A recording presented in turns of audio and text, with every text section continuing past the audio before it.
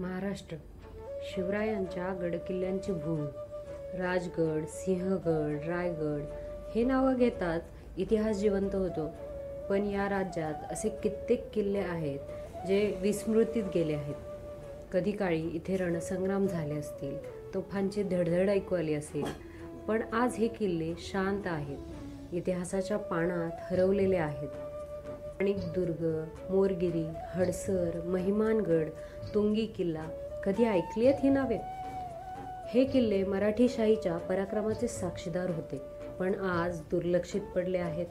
हे किल्ले फक्त दगडमाती नव्हेत, ते इतिहासाच्या आठवणी जिवंत आहेत. पण पर्यटन, संवर्धन आणि देखभाल यांची वाणवा असल्याने हे हळूहळू नष्ट होत चालले.